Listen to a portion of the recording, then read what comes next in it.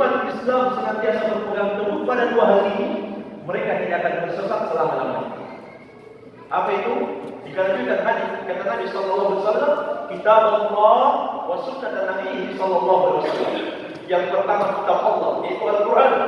Yang kedua, sunnah Rasulullah sallallahu alaihi wasallam. Apa yang dimaksud sunnah di dalam hadis ini, jamaah sekalian?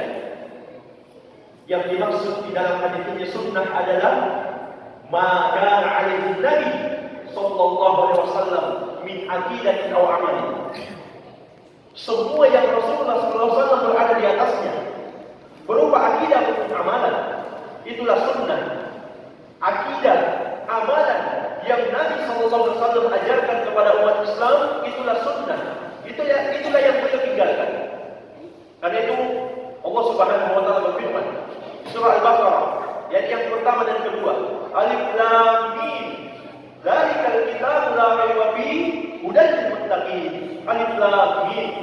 Al-Quran adalah kitab yang sama sekali tidak ada keraguan di dalamnya dan merupakan petunjuk bagi orang-orang yang bertakwa. Jamaah sekalian, para ulama ahli tafsir mengatakan petunjuk itu ada dua. Yang pertama petunjuk penjelasan, yang kedua petunjuk taufik.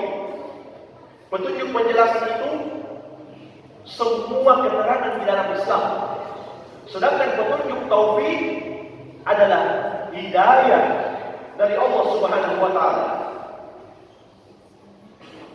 Banyak orang mendapatkan petunjuk penjelasan, tapi belum tentu dia mendapatkan petunjuk taufik. Mana buktinya ya Mas Kenan?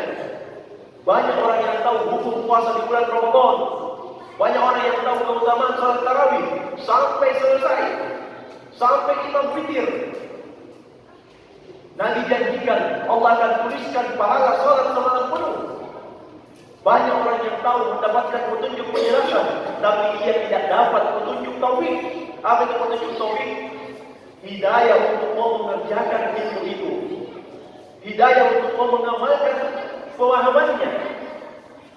Dan orang yang bertakwa di dalam Al-Quran di ayat ini surah Al-Baqarah, Allah janjikan dua petunjuk, petunjuk penjelasan dan petunjuk taufik.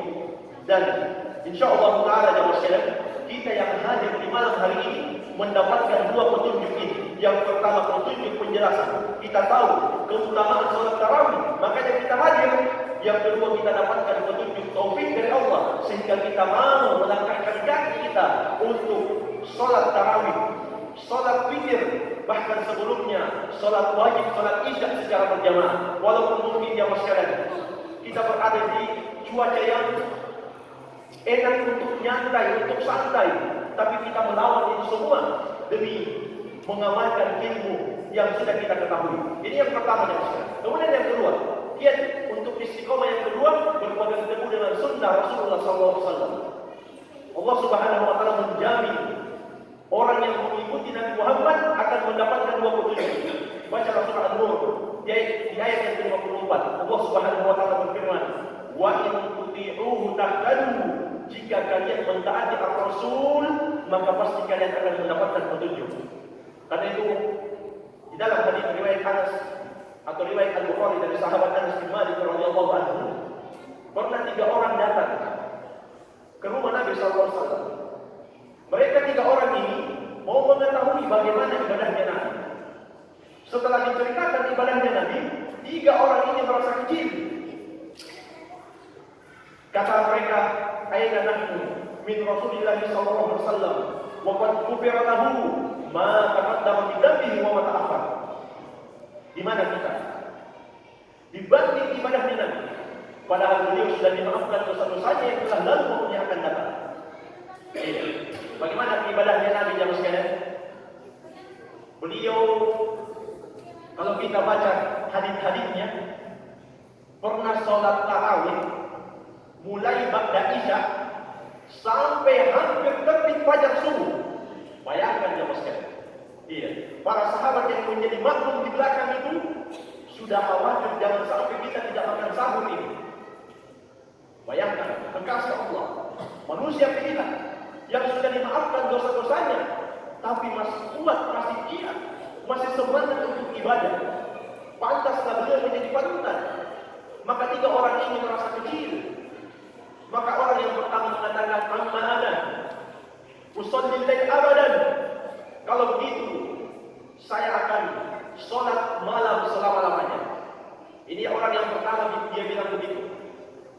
maksudnya nanti esok baru tidur. Dia mau habiskan malamnya untuk ibadah. Orang yang kedua mengatakan, ana asumu wala uftir. Kalau saya mau puasa tiap hari, tidak pernah alwah, tidak pernah berbuka. Karena mereka merasa kecil dari ibadah Nabi SAW.